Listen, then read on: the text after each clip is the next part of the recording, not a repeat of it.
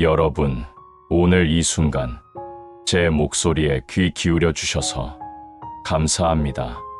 이 시간을 통해 우리의 삶 속에서 하나님의 축복이 어떻게 나타나는지, 그리고 우리가 어떻게 그 신호를 알아차릴 수 있는지 함께 나누고자 합니다. 삶이 때로는 어렵고 힘들게 느껴질 때도 있지만 하나님은 우리에게 끊임없이 신호를 보내시며 우리를 인도하고 계십니다. 이 여정을 통해 하나님의 축복의 신호를 발견하는 방법을 배우고 여러분의 신앙이 더욱 깊어지길 소망합니다. 우리는 종종 하나님의 축복이 거창하고 극적인 사건으로만 나타난다고 생각합니다. 큰 승진, 집 마련, 또는 예상치 못한 금전적 이득과 같은 것들을 기대하죠.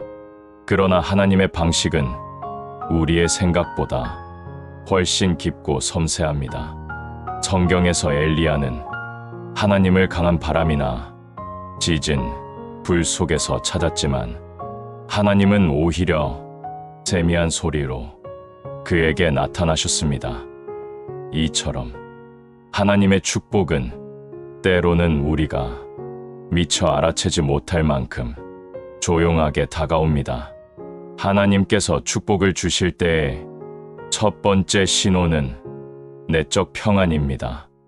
이는 상황이 완벽해서 오는 평안이 아니라 모든 상황 가운데에서도 느껴지는 깊은 평온함입니다. 빌립보서 4장 7절에서는 그리하면 모든 지각에 뛰어난 하나님의 평강이 그리스도 예수 안에서 너희 마음과 생각을 지키시리라 라고 말씀하십니다. 이 평안은 세상이 주는 것과는 다릅니다. 외적인 환경이 어떻든 간에 마음 깊은 곳에서 느껴지는 이 평안은 하나님께서 우리와 함께 하시며 모든 것을 주관하고 계신다는 확신입니다. 제 친구 중 한 명은 사업 실패로 인해 큰 부채를 지게 되었습니다. 그는 매일 밤 불안과 두려움으로 잠들지 못했습니다. 그러던 어느 날 그는 더 이상 자신의 힘으로 해결할 수 없음을 인정하고 모든 것을 하나님께 맡기기로 결정했습니다. 그 순간 그의 마음에 설명할 수 없는 평안이 찾아왔습니다. 상황은 변하지 않았지만 그의 내면에 찾아온 평안은 하나님께서 그와 함께 하시며 길을 열어주실 것이라는 진호였습니다. 그리고 실제로 예상치 못한 방법으로 그의 부채 문제는 해결되었고 그는 이전보다 더 강한 신앙을 갖게 되었습니다. 두 번째 신호는 기도의 응답입니다. 때로는 우리가 간절히 원하는 것을 정확히 받지 못할 수도 있습니다. 그러나 하나님은 항상 우리의 기도에 응답하십니다. 그 응답이 예, 아니요, 또는 기다려라의 형태로 올 수 있지만 하나님은 결코 우리의 기도를 무시하지 않으십니다. 마태복음 7장 7에서 8절까지 예수님은 구하라, 그리하면 너희에게 주실 것이요, 찾으라, 그리하면 찾아낼 것이요, 문을 두드리라, 그리하면 너희에게 열릴 것이니 구하는 이마다 받을 것이요, 찾는 이는 찾아낼 것이요, 두드리는 이에게는 열릴 것이니라 라고 말씀하셨습니다. 중요한 것은 응답의 형태가 아니라 하나님께서 우리의 기도를 듣고 응답하신다는 사실입니다. 우리의 기도가 응답될 때 그것은 하나님께서 우리의 삶에 적극적으로 개입하시고 축복하신다는 강력한 신호입니다. 한 어머니는 사춘기 아들이 불량한 친구들과 어울리며 점점 가정에서 멀어지는 모습을 보며 매일 기도했습니다. 그녀는 아들이 좋은 영향을 받을 수 있는 환경을 위해 기도했지만 상황은 나아지지 않았습니다. 그러던 어느 날 그녀의 아들은 교회 청년부 리더와 우연히 만나게 되었고 그의 영향으로 교회 활동에 참여하기 시작했습니다. 이것은 어머니의 간절한 기도에 대한 하나님의 응답이었으며 그녀의 아들을 향한 하나님의 축복의 시작이었습니다. 세 번째 신호는 우연이라고 보기 어려운 상황들의 연속입니다. 우리는 이런 경험을 종종 하게 됩니다. 특정 메시지가 여러 다른 경로를 통해 반복적으로 전달되거나 우연치 않게 필요한 사람을 만나거나 정확히 필요한 순간에 도움이 오는 경우들이죠. 이런 일들이 한두 번은 우연일 수 있지만 연속적으로 일어날 때 그것은 하나님의 섭리를 의미합니다. 요셉의 이야기를 생각해 보십시오. 형제들에게 팔려 이집트로 끌려간 요셉은 보디발의 집에서 일하다가 억울하게 감옥에 갇히게 됩니다. 그러나 그곳에서 바로의 신하들을 만나게 되고 그들의 꿈을 해석해 줌으로써 결국 바로 앞에 서게 됩니다. 이 모든 우연들이 모여 요셉은 이집트의 총리가 되어 가족과 많은 사람들의 생명을 구하게 됩니다. 창세기 50장 20절에서 요셉은 이렇게 말합니다. 당신들은 나를 해하려 하였으나 하나님은 그것을 선으로 바꾸사 오늘과 같이 많은 백성의 생명을 구원하게 하시려 하셨나니. 네 번째 신호는 어려운 상황 속에서 찾아오는 성장의 기회입니다. 하나님은 때로 우리를 어려운 상황에 놓이게 하셔서 우리의 성품을 단련하시고 우리가 영적으로 성장할 수 있도록 하십니다. 로마서 5장 3에서 4절까지 이렇게 말씀합니다. 우리가 환난 중에도 즐거워하나니 이는 환난은 인내를, 인내는 연단을, 연단은 소망을 이루는 줄 알미로다. 직장에서 부당한 대우를 받던 한 신자는 처음에는 분노와 원망으로 가득 찼습니다. 그러나 시간이 지나면서 그는 이 상황이 자신의 인내심과 용서의 마음을 기르는 기회임을 깨달았습니다. 그는 자신을 부당하게 대했던 동료를 위해 기도하기 시작했고 결국 그 관계는 놀랍게 변화되었습니다. 이 경험을 통해 그는 자신의 영적 성장뿐만 아니라 직장 동료들에게도 좋은 영향을 미칠 수 있었습니다. 이것이 바로 어려움을 통해 주시는 하나님의 축복입니다. 다섯 번째 신호는 예상치 못한 도움이나 기회입니다. 때로는 우리가 전혀 예상하지 못한 방향에서 도움이나 기회가 찾아올 때가 있습니다. 이는 하나님께서 우리의 필요를 알고 계시며 우리가 생각하지 못한 방법으로 공급하신다는 증거입니다. 에베소서 3장 20절은 이렇게 말씀합니다. 우리 가운데서 역사하시는 능력대로 우리가 구하거나 생각하는 모든 것에 더 넘치도록 능히 하실 이에게. 한 가정이 심각한 재정 위기에 처했을 때 그들은 어디서부터 손을 써야 할지 몰랐습니다. 그러던 중 오래전 그들이 도움을 준 적이 있던 지인이 연락해 사업 파트너십을 제안했고 이 기회는 그 가정의 재정 문제를 해결하는 전환점이 되었습니다. 그들은 이 일이 단순한 우연이 아니라 하나님의 섭리임을 깨달았습니다. 여섯 번째 신호는 성경 말씀을 통한 인도하심입니다. 하나님은 종종 우리가 성경을 읽을 때 특정 구절이나 이야기를 통해 우리에게 말씀하십니다. 갑자기 어떤 구절이 마음에 와닿거나 이전에는 미처 보지 못했던 진리가 새롭게 이해될 때가 있습니다. 시편 119편 105절은 주의 말씀은 내 발의 등이요 내 길의 빛이니이다 라고 말합니다. 하나님의 말씀은 우리의 삶에 빛을 비추어 앞으로 나아갈 길을 보여줍니다. 한 청년은 중요한 진로 결정 앞에서 고민하고 있었습니다. 그는 매일 성경을 읽으며 하나님의 인도하심을 구했습니다.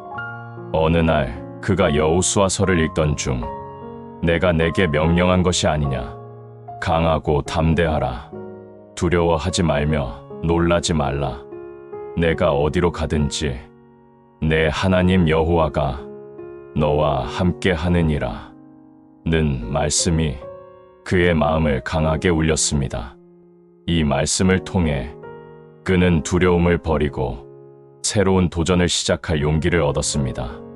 이후 그의 결정은 많은 열매를 맺게 되었고 그것은 하나님의 인도하심이었음을 확신하게 되었습니다. 7번째 신호는 신앙 공동체를 통한 확증입니다. 하나님은 종종 다른 믿음의 형제자매들을 통해 우리에게 말씀하시고 우리를 인도하십니다. 잠언 11장 14절은 지략이 없으면 백성이 망하여도 지략이 많으면 평안을 누리느니라 고 말합니다. 우리의 생각이나 느낌이 신앙 공동체 내의 지혜로운 사람들에 의해 확인될 때 그것은 하나님의 인도하심일 가능성이 높습니다. 한 자매는 선교사로 헌신하라는 부르심을 느꼈지만 이것이 정말 하나님의 뜻인지 확신하지 못했습니다. 그녀는 이 생각을 교회에 신뢰할 수 있는 멘토와 나누었고 놀랍게도 그 멘토는 이미 그녀가 선교 사역에 적합하다고 생각하고 있었다고 말했습니다.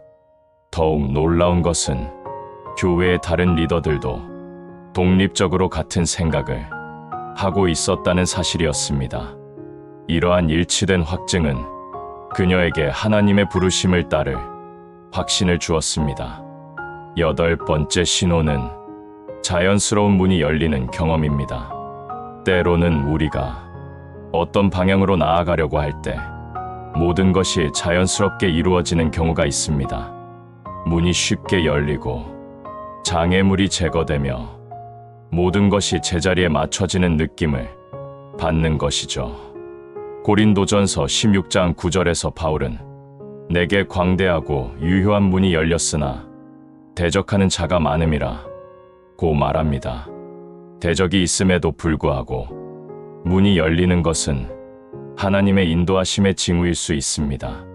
한 부부는 새로운 지역으로 이사할 생각을 하고 있었습니다. 그들이 기도하기 시작했을 때 갑자기 여러 문이 열리기 시작했습니다. 남편은 그 지역에서 좋은 직장 제안을 받았고 아내는 그녀의 재능을 활용할 수 있는 봉사 기회를 발견했습니다. 게다가 그들은 예산 내에서 완벽한 집을 찾았고 새 교회도 곧 발견했습니다. 모든 것이 너무나 자연스럽게 이루어져 그들은 이것이 하나님의 인도하심이라고 확신했습니다. 9번째 신호는 영적 성장과 열매입니다. 하나님의 축복이 우리 삶에 임할 때 우리는 영적으로 성장하고 성령의 열매를 맺게 됩니다. 갈라디아서 5장 22에서 23절은 성령의 열매는 사랑과 희락과 화평과 오래 참음과 자비와 양선과 충성과 온유와 절제니 이 같은 것을 금지할 법이 없느니라 라고 말합니다.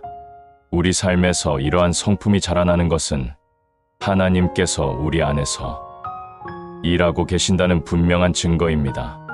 한 형제는 오랜 시간 분노 조절 문제로 고통받았습니다.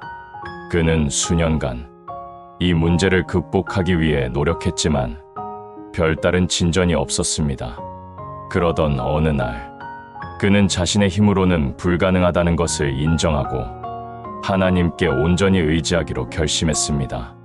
시간이 지나면서 그는 자신의 성품이 조금씩 변화하고 있음을 느꼈습니다.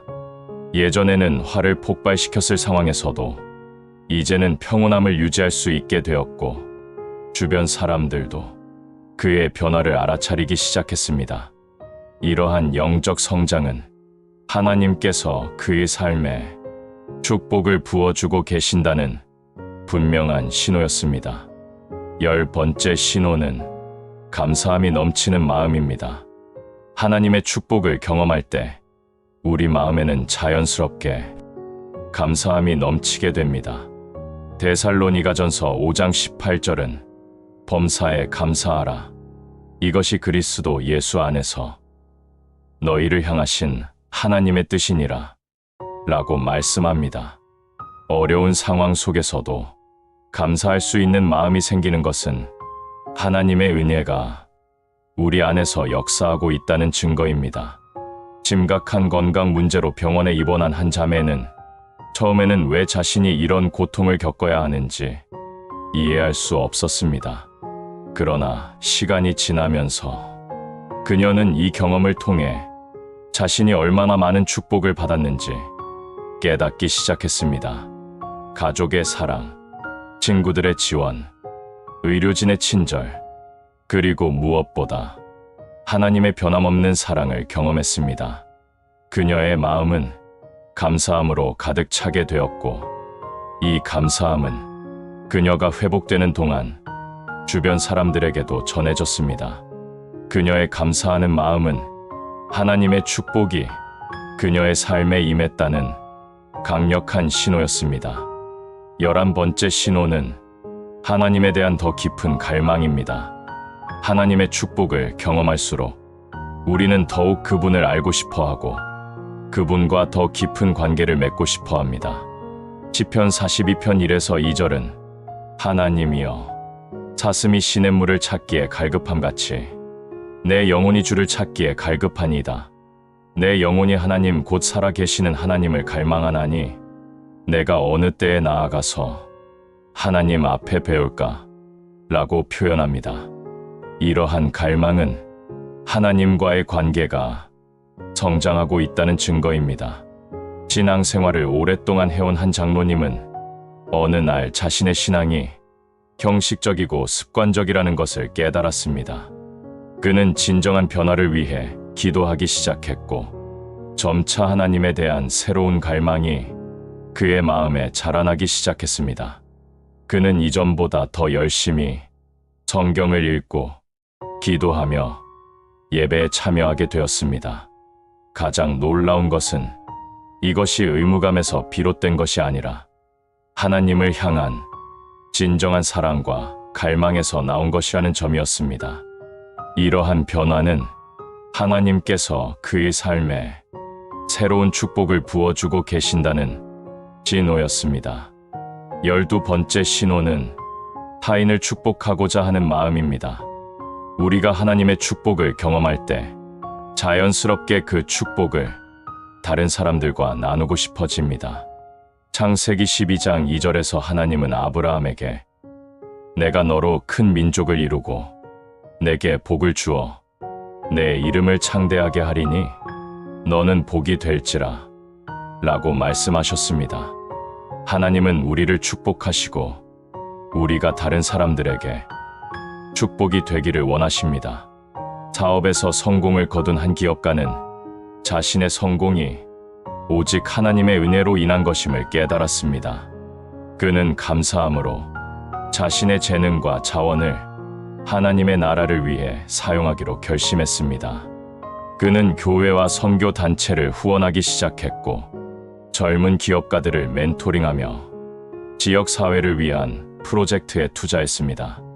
그가 다른 사람들을 축복하고자 하는 마음은 하나님께서 그에게 주신 축복의 자연스러운 결과였습니다. 13번째 신호는 예기치 않은 기회나 자원입니다. 때로 하나님은 우리가 전혀 예상하지 못한 방법으로 필요를 채우십니다. 빌립보서 4장 19절은 나의 하나님이 그리스도 예수 안에서 영광 가운데 그 풍성한 대로 너희 모든 필요를 채우시리라 고 말씀합니다.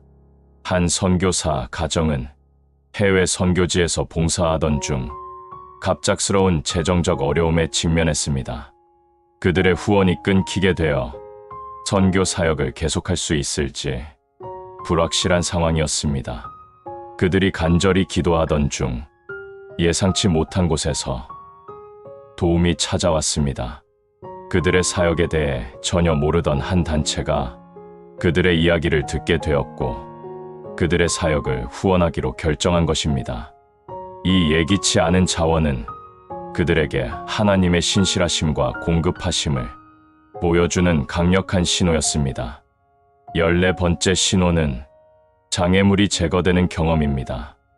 때로는 우리의 길에 놓인 장애물들이 신비롭게 제거될 때 그것은 하나님께서 우리의 길을 열어주고 계심을 의미할 수 있습니다. 이사야 45장 2절은 내가 내 앞에서 가서 산들을 평탄하게 하며 논문을 쳐서 부수며 쇠빗장을 꺾고 라고 말씀합니다. 한 교회가 새 예배당을 건축하려 할 때 수많은 장애물에 직면했습니다. 토지 구입 문제, 허가 문제, 재정 문제 등 해결하기 어려워 보이는 문제들이 산적해 있었습니다. 그러나 온 교회가 함께 기도하기 시작하자 놀랍게도 한 가지씩 문제들이 해결되기 시작했습니다. 적합한 토지가 예상보다 저렴한 가격에 나왔고 허가 과정도 예상보다 순조롭게 진행되었으며 필요한 자금도 여러 경로를 통해 채워졌습니다. 이러한 장애물들이 제거되는 경험은 하나님께서 그들의 비전을 축복하고 계심을 보여주는 분명한 신호였습니다. 15번째 신호는 관계의 회복과 화해입니다. 하나님은 평화의 하나님이시며 관계의 회복을 통해 우리를 축복하십니다. 마태복음 5장 9절은 화평케 하는 자는 복이 있나니 그들이 하나님의 아들이라 일컬음을 받을 것이며 라고 말씀합니다. 오랫동안 불화하던 두 형제가 있었습니다. 가족 기업을 둘러싼 갈등으로 인해 그들은 수년간 서로 말도 하지 않았습니다. 각자의 가족들도 이 갈등의 영향을 받아 서로 멀어졌습니다. 그러나 어머니의 심각한 병환을 계기로 두 형제는 병상에서 다시 만나게 되었습니다. 그 순간 그들의 마음에 용서와 화해의 마음이 찾아왔고 오랜 상처와 분노가 녹아내리기 시작했습니다. 그들은 서로를 껴안고 용서를 구했으며 새로운 관계의 시작을 약속했습니다.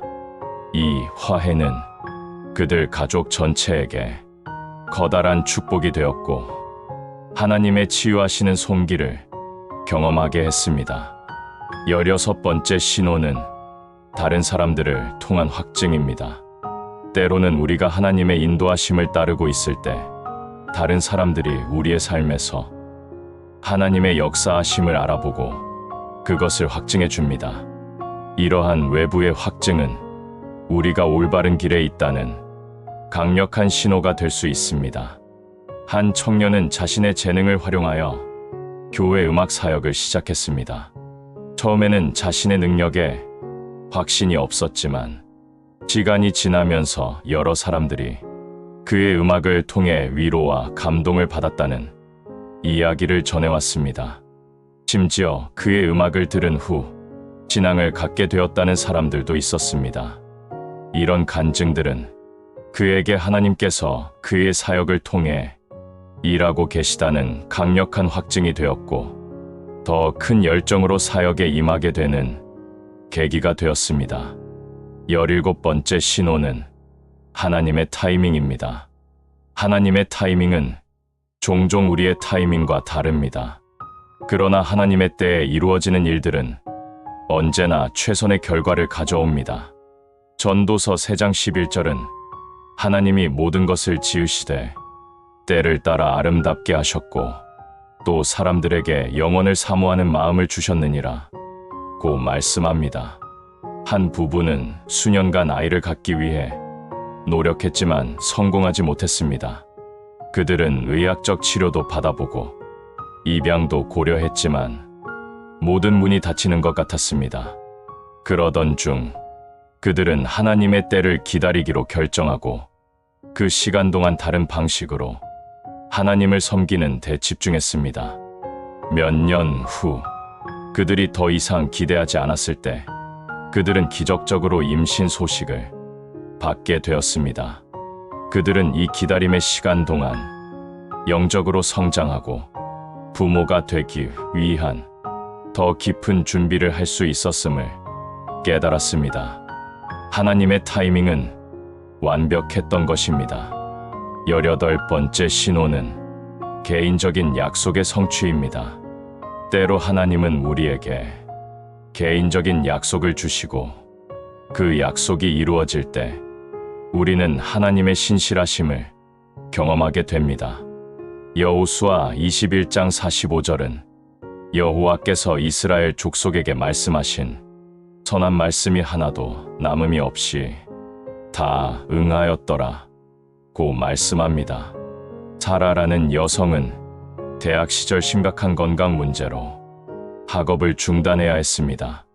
그녀는 기도 중에 하나님께서 언젠가 그녀를 회복시키시고 학업을 마치게 해주실 것이라는 약속을 받았습니다. 거의 10년이 지난 후 그녀의 건강이 점차 회복되었고 그녀는 다시 대학에 돌아갈 용기를 얻었습니다. 놀랍게도 그녀는 이전보다 더 큰 열정과 명확한 목표를 가지고 학업에 임할 수 있었고 마침내 학위를 취득했습니다. 이 개인적인 약속의 성취는 그녀에게 하나님의 신실하심과 그녀의 삶을 향한 하나님의 계획을 확신하게 해주었습니다. 19번째 신호는 비상한 보호하심입니다. 때로는 우리가 큰 위험이나 어려움에서 예상치 못하게 보호받는 경험을 하게 됩니다. 이러한 경험은 하나님께서 우리를 지키시고 보호하신다는 강력한 증거가 됩니다. 시편 91편 11에서 12절은 그가 너를 위하여 그의 천사들을 명령하사 내 모든 길에서 너를 지키게 하심이라. 그들이 그들의 손으로 너를 붙들어 발이 돌에 부딪히지 아니하게 하리로다 라고 말씀합니다. 한 선교사는 적대적인 지역에서 사역하던 중 갑자기 폭동이 일어났습니다. 그는 위험한 상황에 처했지만 놀랍게도 낯선 사람이 나타나 그를 안전한 장소로 인도해 주었습니다. 나중에 알고 보니 그 지역에는 그런 사람이 살지 않았고 그를 도와준 사람을 다시는 볼 수 없었습니다. 그는 이 경험을 통해 하나님의 천사가 그를 보호했다고 믿게 되었고 이것은 그의 사역에 대한 하나님의 확증이 되었습니다. 20번째 신호는 위로와 평안을 주는 꿈이나 비전입니다. 하나님은 때로 꿈이나 비전을 통해 우리에게 말씀하시고 위로와 평안을 주십니다. 요엘 2장 28절은 그 후에 내가 내 영을 만민에게 부어주리니 너희 자녀들이 장래 일을 말할 것이며 너희 늙은이는 꿈을 꾸며 너희 젊은이는 이상을 볼 것이며 라고 말씀합니다. 심한 우울증으로 고통받던 한 여성은 어느 날 밤 특별한 꿈을 꾸었습니다. 꿈에서 그녀는 예수님이 그녀 곁에 앉아 그녀의 손을 잡고 두려워하지 말라. 내가 너와 함께 있노라 고 말씀하시는 것을 보았습니다. 그녀는 꿈에서 깨어난 후에도 그 평안함이 계속되었고 이 경험은 그녀의 회복 과정에 중요한 전환점이 되었습니다. 이 꿈은 하나님께서 그녀를 돌보시고 그녀를 향한 계획을 가지고 계시다는 확신을 주었습니다. 21번째 신호는 예상치 못한 만남과 관계입니다. 하나님은 종종 우리의 삶에 특별한 사람들을 보내시어 우리를 축복하시고 우리의 성장을 도우십니다. 이러한 만남은 단순한 우연이 아니라 하나님의 섭리입니다. 잠언 27장 17절은 철이 철을 날카롭게 하는 것 같이 사람이 그의 친구의 얼굴을 빛나게 하느니라 고 말씀합니다. 대학을 졸업한 후 진로에 대해 고민하던 한 청년은 우연히 참석한 세미나에서 자신의 분야의 전문가를 만났습니다. 그들은 대화를 나누게 되었고 그 전문가는 청년의 잠재력을 알아보고 멘토가 되어주기로 제안했습니다. 이 관계는 청년의 커리어와 영적 성장에 중요한 영향을 미쳤고 그는 이 만남이 하나님께서 준비하신 것임을 확신하게 되었습니다. 22번째 신호는 기적적인 경험입니다. 비록 매일 기적을 경험하지는 않지만 때로는 자연적으로 설명할 수 없는 놀라운 일들이 우리 삶에 일어납니다. 이러한 기적적인 경험은 하나님의 능력과 임재에 대한 강력한 증거가 됩니다.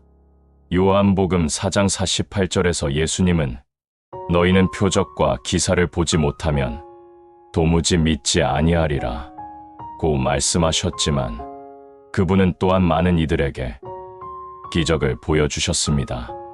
말기 암 진단을 받은 한 환자는 의학적으로 더 이상 할 수 있는 것이 없다는 말을 들었습니다.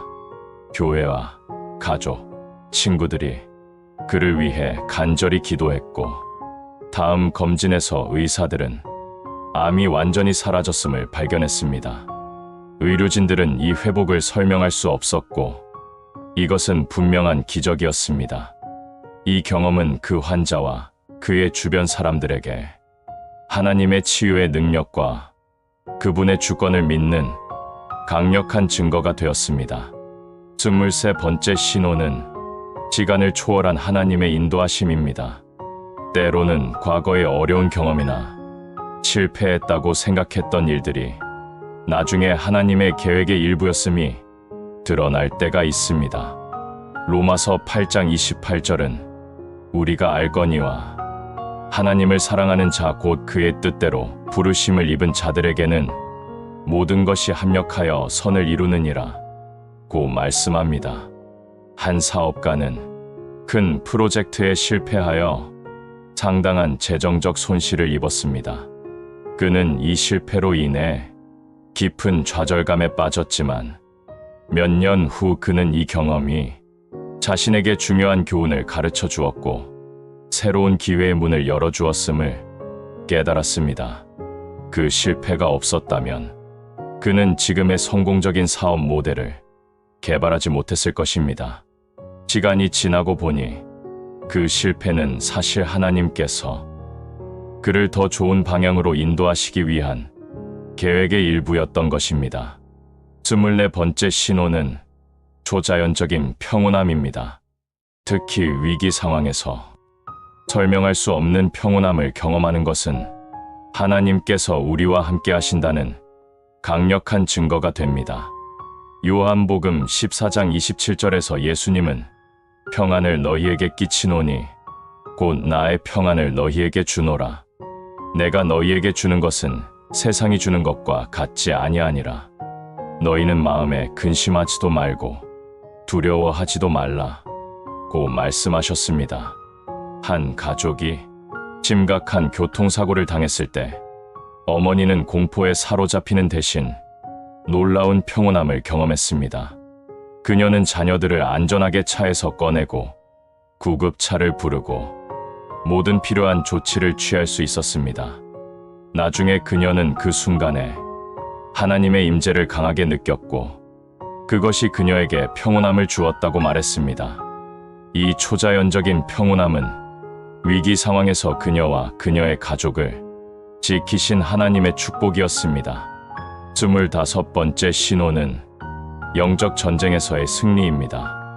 우리는 때로 영적 전쟁을 경험하며 그 가운데서 승리할 때 하나님의 능력과 보호하심을 경험하게 됩니다. 에베소서 6장 12절은 우리의 씨름은 혈과 육을 상대하는 것이 아니요 통치자들과 권세들과 이 어둠의 세상 주관자들과 하늘에 있는 악의 영들을 상대함이라 고 말씀합니다. 중독과 싸우던 한 청년은 수년간 이 문제로 고통받았습니다. 그는 여러 번 끊으려고 시도했지만 번번이 실패했습니다. 마침내 그는 이것이 단순한 의지력의 문제가 아니라 영적 전쟁임을 깨달았고 그는 기도와 금식 그리고 신앙 공동체의 지원을 통해 하나님의 도우심을 구했습니다. 점차적으로 그는 중독의 사슬에서 벗어나기 시작했고 마침내 완전한 자유를 경험했습니다. 이 승리는 그의 삶에서 역사하시는 하나님의 능력에 대한 강력한 증거였습니다. 26번째 신호는 기도의 응답을 통한 확증입니다. 특별히 구체적인 기도에 대한 구체적인 응답을 받을 때 그것은 하나님께서 우리의 기도를 들으시고 응답하신다는 강력한 증거가 됩니다. 예레미야 33장 3절은 너는 내게 부르짖으라 내가 내게 응답하겠고 내가 알지 못하는 크고 은밀한 일을 내게 보이리라 고 말씀합니다. 경제적으로 어려운 상황에 처한 한 가정은 다음 달 임대료를 낼 수 있을지 걱정했습니다. 그들은 정확히 필요한 금액을 위해 기도했고 마감일 전날 익명의 후원자로부터 정확히 그 금액이 담긴 봉투를 받았습니다. 이러한 구체적인 기도의 응답은 그들에게 하나님께서 그들의 필요를 아시고 돌보신다는 강력한 확증이 되었습니다. 27번째 신호는 하나님의 음성을 듣는 경험입니다. 하나님은 다양한 방식으로 우리에게 말씀하시며 우리가 그분의 음성을 명확히 들을 때 그것은 하나님과의 관계가 깊어지고 있다는 증거입니다. 요한복음 10장 27절에서 예수님은 내 양은 내 음성을 들으며 나는 그들을 알며 그들은 나를 따르느니라 고 말씀하셨습니다. 한 신자는 중요한 결정을 앞두고 하나님의 인도하심을 구하고 있었습니다. 그녀가 기도하던 중 마음속에 특정 성경 구절이 떠올랐고 그 구절은 그녀가 고민하던 상황에 정확히 적용되는 말씀이었습니다. 그 말씀을 통해 그녀는 명확한 방향을 얻었고 결정을 내릴 수 있었습니다. 이후 그 결정은 그녀의 삶에 큰 축복을 가져왔고 그녀는 이 경험을 통해 하나님께서 직접 그녀에게 말씀하셨다고 확신했습니다. 28번째 신호는 하나님의 때에 맞춰진 도움입니다. 때로는 우리가 정확히 필요한 순간에 도움이 찾아올 때 그것은 하나님의 섭리임을 알 수 있습니다. 이사야 65장 24절은 그들이 부르기 전에 내가 응답하겠고 그들이 말을 마치기 전에 내가 들을 것이며 라고 말씀합니다. 직장을 잃고 새로운 일자리를 찾던 중 한 여성은 마지막 저축마저 바닥나고 있었습니다. 그녀가 마지막 면접에서 거절당한 바로 그날 오랫동안 연락이 없었던 옛 동료가 갑자기 전화를 걸어 그녀의 전문 분야에 딱 맞는 일자리가 있다며 추천해 주었습니다. 그 타이밍은 너무나 완벽해서 그녀는 이것이 하나님의 손길임을 의심할 수 없었습니다. 29번째 신호는 고난 중에 발견하는 목적입니다. 때로는 어려운 상황 속에서도 그 가운데 하나님의 목적이 드러날 때 그것은 하나님께서 모든 상황을 주관하고 계심을 보여주는 신호입니다. 로마서 5장 3에서 5절은 다만 이뿐 아니라 우리가 환난 중에도 즐거워하나니 이는 환난은 인내를 인내는 연단을 연단은 소망을 이루는 줄 알미로다. 소망이 우리를 부끄럽게 하지 아니함은 우리에게 주신 성령으로 말미암아 하나님의 사랑이 우리 마음에 부은 바 됨이니 라고 말씀합니다. 불의의 사고로 한 젊은이는 몇 개월간 병원에 입원하게 되었습니다. 처음에는 이 시간이 그저 낭비라고 생각했지만 그는 병원에서 같은 병실의 환자들과 깊은 대화를 나누기 시작했고 그들에게 하나님의 사랑과 희망에 대해 이야기할 기회를 얻게 되었습니다. 몇몇 환자들은 그의 간증을 통해 신앙을 갖게 되었고 그는 자신의 고난이 다른 이들에게 축복을 전하는 통로가 되었음을 깨달았습니다. 이 경험은 그에게 고난조차도 하나님의 계획 안에 있음을 보여주는 강력한 증거였습니다. 30번째 신호는 성령의 열매가 자라나는 것입니다. 하나님의 축복이 우리 삶에 임할 때 우리는 점점 더 성령의 열매를 맺게 됩니다. 갈라디아서 5장 22에서 23절에 언급된 사랑, 희락, 화평, 오래 참음, 자비, 양선, 충성, 온유, 절제와 같은 성품이 우리 안에서 자라날 때 그것은 하나님께서 우리 안에서 일하고 계심을 보여주는 분명한 증거입니다. 쉽게 화를 내고 참을성이 부족했던 한 남성은 하나님께 자신의 성품을 변화시켜 달라고 기도하기 시작했습니다. 시간이 지나면서 그는 자신이 이전에는 화를 냈을 상황에서도 더 인내하고 이해하게 되었음을 발견했습니다. 그의 가족과 동료들도 이 변화를 알아차렸고 그들은 그에게 무엇이 달라졌는지 물었습니다. 이러한 성품의 변화는 그의 삶에 역사하시는 하나님의 축복의 증거였습니다. 이제 우리는 하나님의 축복의 다양한 신호들을 살펴보았습니다. 이러한 신호들은 개인마다 다르게 나타날 수 있으며 모든 신호가 항상 모든 사람에게 적용되는 것은 아닙니다. 그러나 이러한 신호들을 인식하고 감사하는 마음으로 반응할 때 우리는 하나님과의 관계가 더욱 깊어지고 그분의 인도하심을 더 명확히 따를 수 있게 됩니다. 중요한 점은 하나님의 축복이 항상 우리가 원하는 형태로 오는 것은 아니라는 것입니다. 때로는 어려움과 고난도 장기적으로 보면 큰 축복이 될 수 있습니다. 하나님은 우리에게 가장 좋은 것이 무엇인지 아시고 그분의 방식과 때에 맞춰 우리를 축복하십니다. 우리의 역할은 열린 마음으로 그분의 인도하심을 구하고 그분이 보내시는 신호들에 민감하게 반응하는 것입니다. 또한 우리는 하나님의 축복을 자신만을 위한 것으로 보는 관점에서 벗어나야 합니다. 하나님은 우리를 축복하실 때 종종 그 축복이 다른 이들에게도 흘러가기를 원하십니다.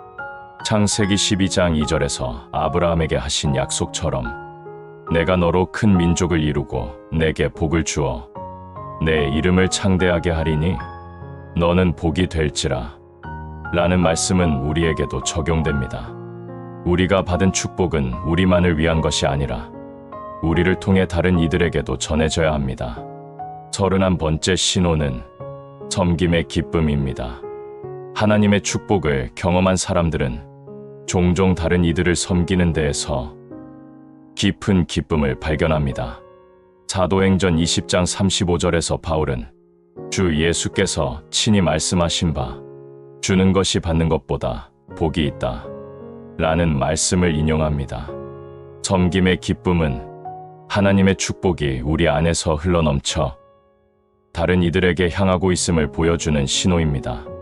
성공적인 사업가로서 많은 부를 축적한 한 신자는 재정적 풍요에도 불구하고 마음의 공허함을 느꼈습니다.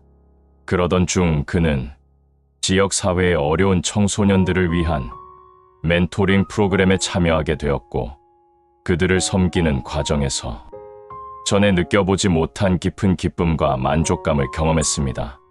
이 경험은 그에게 진정한 축복은 단순히 받는 것이 아니라 나누는 것에 있음을 가르쳐 주었습니다. 32번째 신호는 예상치 못한 기회를 통한 성장입니다. 때로는 우리가 전혀 계획하지 않았던 기회가 찾아와 우리를 새로운 차원의 성장으로 이끌 때가 있습니다. 이사야 55장 8에서 9절은 여호와의 말씀에 내 생각은 너희 생각과 다르며 내 길은 너희 길과 달라서 하늘이 땅보다 높음같이 내 길은 너희 길보다 높으며 내 생각은 너희 생각보다 높으니라 고 말씀합니다. 평범한 교사로 일하던 한 여성은 우연한 기회에 해외 선교 단체의 교육 프로그램에 단기적으로 참여하게 되었습니다. 그녀는 처음에는 단지 경험을 쌓기 위해 참여했지만 그 경험은 그녀의 삶을 완전히 변화시켰습니다. 그녀는 자신의 재능과 열정이 그곳에서 가장 필요하다는 것을 깨달았고 결국 전임 선교사로 헌신하게 되었습니다. 이 예상치 못한 기회는 그녀를 하나님께서 예비하신 목적으로 인도한 축복의 신호였습니다. 33번째 신호는 고요함 속에서 들리는 하나님의 음성입니다. 현대 사회의 끊임없는 소음과 분주함 속에서 우리가 잠시 멈추고 고요함 속에서 하나님의 음성을 들을 수 있을 때 그것은 특별한 축복입니다. 시편 46편 10절은 너희는 가만히 있어 내가 하나님 됨을 알지어다 라고 말씀합니다. 스트레스가 많은 직장 생활로 지친 한 직장인은 주말 묵상 프로그램에 참여하게 되었습니다. 처음에는 고요함에 익숙하지 않아 불편했지만 점차 그는 그 침묵 속에서 자신의 내면의 소리와 하나님의 음성을 구별할 수 있게 되었습니다. 이 경험은 그에게 일상생활에서도 정기적으로 고요한 시간을 가지는 습관을 갖게 해주었고, 이를 통해 그는 더 깊은 영적 지혜와 분별력을 얻게 되었습니다. 이렇게 고요함 속에서 하나님과 만나는 경험은 분주한 세상에서 특별한 축복의 신호입니다. 34번째 신호는 소망의 회복입니다. 때로는 우리가 모든 희망을 잃었다고 느낄 때 갑자기 우리 마음에 새로운 소망이 피어오르는 경험을 합니다. 이것은 하나님께서 우리에게 새로운 시작을 주신다는 신호일 수 있습니다. 로마서 15장 13절은 소망의 하나님이 모든 기쁨과 평강을 믿음 안에서 너희에게 충만하게 하사 성령의 능력으로 소망이 넘치게 하시기를 원하노라 고 말씀합니다. 남편의 갑작스러운 사망으로 깊은 슬픔에 빠진 한 여성은 몇 달 동안 어둠 속에서 살았습니다. 그러던 어느 날 아침, 그녀는 창문을 통해 들어오는 햇살을 보며 갑자기 마음속에 작은 소망이 피어오르는 것을 느꼈습니다. 그것은 미래에 대한 명확한 계획이나 답이 아니라 단지 다시 살아갈 수 있다는 조용한 확신이었습니다. 이 소망의 회복은 하나님께서 그녀를 새로운 단계로 인도하시는 첫 신호였습니다. 35번째 신호는 영적 갈망의 증가입니다. 때로는 우리 안에서 하나님을 더 알고 싶고 그분과 더 깊은 관계를 맺고 싶은 갈망이 커질 때가 있습니다. 이러한 영적 갈망의 증가는 하나님께서 우리를 더 깊은 관계로 이끄시고 계심을 보여주는 신호일 수 있습니다. 시편 42편 12절은 하나님이여 사슴이 시냇물을 찾기에 갈급함같이 내 영혼이 주를 찾기에 갈급하나이다. 내 영혼이 하나님 곧 살아계시는 하나님을 갈망하나이다 라고 표현합니다. 수년간 교회에 다녔지만 형식적인 신앙생활을 해온 한 신자는 갑자기 하나님을 더 깊이 알고 싶은 갈망이 생겼습니다. 그는 성경을 더 열심히 읽고 기도하는 시간을 늘리고 영적 성장을 위한 소그룹에 참여하기 시작했습니다. 이 갈망은 그의 삶을 변화시켰고 그는 전에는 경험하지 못했던 하나님과의 친밀감을 발견하게 되었습니다. 이러한 영적 갈망의 증가는 하나님께서 그를 새로운 차원의 관계로 초대하고 계셨다는 신호였습니다. 36번째 신호는 다른 사람들의 성장을 돕는 기쁨입니다. 우리가 다른 사람들의 영적 성장을 돕는 데에서 깊은 기쁨과 만족을 느낄 때 그것은 하나님께서 우리를 통해 일하고 계심을 보여주는 신호입니다. 데살로니가전서 2장 19절에서 20절까지 바울은 우리의 소망이나 기쁨이나 자랑의 면류관이 무엇이냐? 그가 강림하실 때 우리 주 예수 앞에 너희가 아니냐? 너희는 우리의 영광이요 기쁨이니라 고 말합니다. 은퇴 후 교회에서 청년들을 멘토링하기 시작한 한 장로는 그들의 성장을 지켜보는 데에서 예상치 못한 기쁨을 발견했습니다. 그는 젊은이들이 신앙 안에서 성장하고 어려운 결정들을 내리고 그들의 재능을 하나님을 위해 사용하는 것을 보며 깊은 만족감을 느꼈습니다. 이 경험은 그에게 은퇴 후의 삶에 새로운 목적과 의미를 가져다 주었고 하나님께서 그의 인생 경험을 통해 다음 세대를 축복하고 계심을 보여주는 신호였습니다. 37번째 신호는 축복의 순환입니다. 하나님의 축복이 우리에게 임할 때 그것은 종종 우리를 통해 다른 이들에게로 흘러가고 그들은 다시 다른 이들을 축복하게 됩니다. 이러한 축복의 순환은 하나님의 은혜가 우리 공동체 안에서 어떻게 역사하는지를 보여줍니다. 고린도후서 9장 8절은 하나님이 능히 모든 은혜를 너희에게 넘치게 하시나니 이는 너희로 모든 일에 항상 모든 것이 넉넉하여 모든 착한 일을 넘치게 하게 하려 하심이라 고 말씀합니다. 한 가정은 어려운 시기에 교회 공동체로부터 많은 도움을 받았습니다. 그들의 상황이 나아진 후 그들은 자신들이 받은 축복을 다른 이들에게 나누기로 결심했습니다. 그들은 비슷한 어려움에 처한 다른 가정들을 돕기 시작했고, 시간이 지나면서 그들이 도운 가정들도 다시 다른 이들을 돕게 되었습니다. 이러한 축복의 순환은 하나님의 은혜가 어떻게 공동체 전체를 변화시킬 수 있는지를 보여주는 아름다운 증거였습니다. 38번째 신호는 공동체 안에서의 조화입니다. 하나님의 축복이 공동체에 임할 때 종종 그 안에서 놀라운 조화와 일치를 경험하게 됩니다. 사도행전 4장 32절은 초대 교회에 대해 믿는 무리가 한 마음과 한 뜻이 되어 모든 물건을 서로 통용하고 자기 재물을 조금이라도 자기 것이라 하는 이가 하나도 없더라 고 기록합니다. 오랫동안 갈등과 분열로 고통받던 한 교회는 회복과 화해를 위해 함께 기도하기 시작했습니다. 시간이 지나면서 놀랍게도 오래된 상처들이 치유되고 화해가 일어나기 시작했습니다. 교인들은 서로의 차이점을 인정하면서도 공통의 목적을 위해 함께 일하는 방법을 배웠습니다.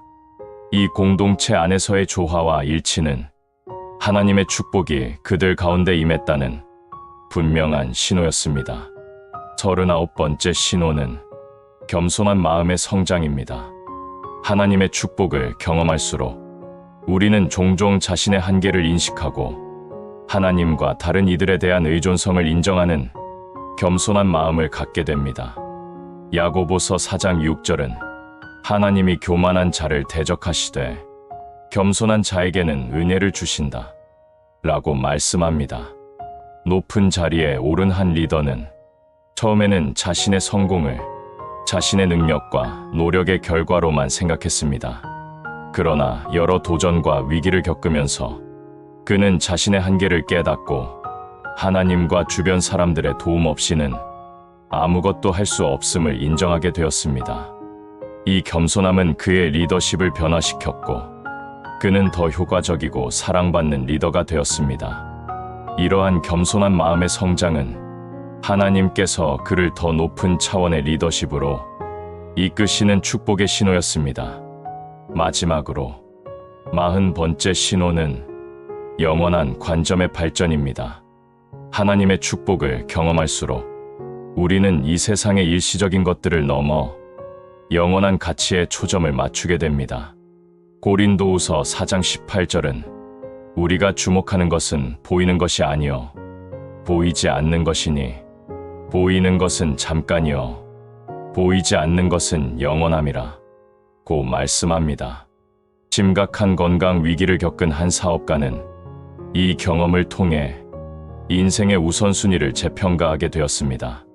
그는 이전에는 성공, 부, 인정과 같은 일시적인 것들을 추구했지만 이제는 관계, 신앙, 다른 이들의 삶에 미치는 영향과 같은 영원한 가치에 더 초점을 맞추게 되었습니다. 이러한 관점의 변화는 그의 삶에 더 큰 의미와 목적을 가져다 주었고 하나님께서 그를 더 깊은 지혜로 인도하고 계심을 보여주는 신호였습니다. 우리가 지금까지 살펴본 하나님의 축복의 신호들은 우리 각자의 삶에서 다양한 방식으로 나타날 수 있습니다. 어떤 사람에게는 내적 평안이 가장 중요한 신호일 수 있고 다른 사람에게는 기도의 응답이나 우연치 않은 상황들의 연속이 더 분명한 신호일 수 있습니다. 중요한 것은 하나님께서 다양한 방식으로 우리에게 말씀하시고 축복하신다는 것을 인식하고 그러한 신호들에 민감하게 반응하는 것입니다. 그러나 이러한 신호들을 인식할 때 주의해야 할 점도 있습니다.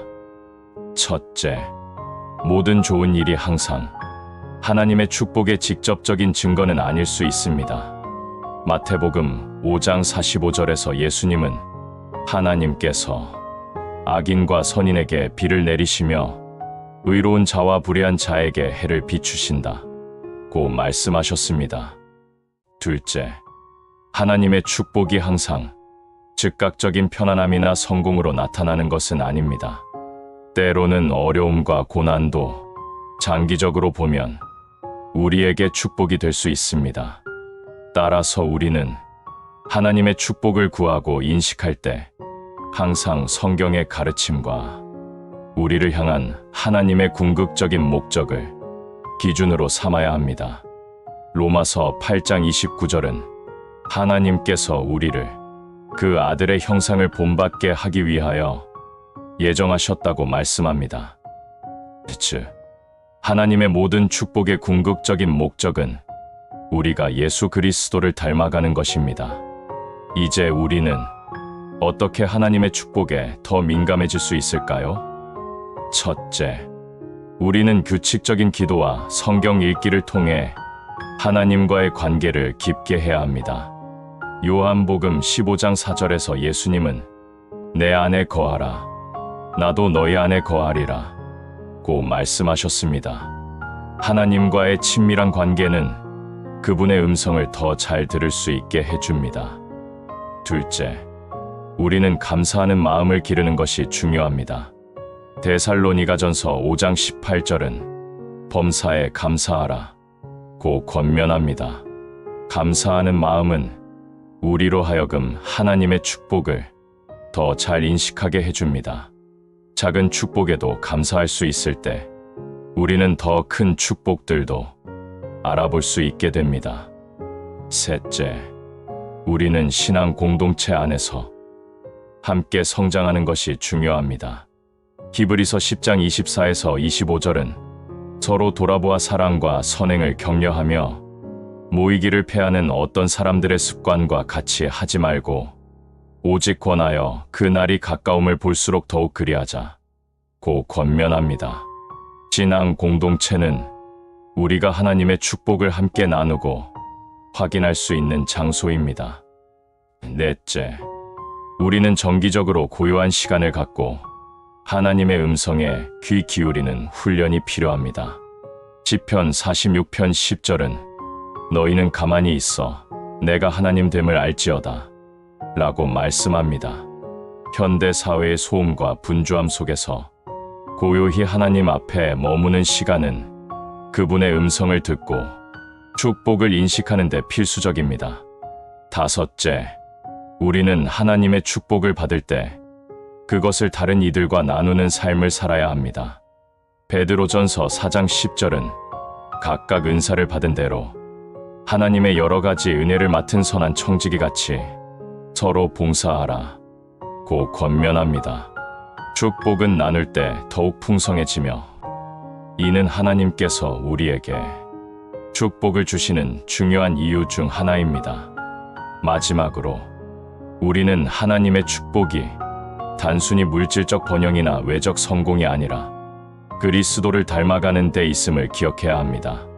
빌립보서 3장 10절에서 바울은 내가 그리스도와 그 부활의 권능과 그 고난에 참여함을 알고자 하여 그의 죽으심을 본받아 라고 말합니다.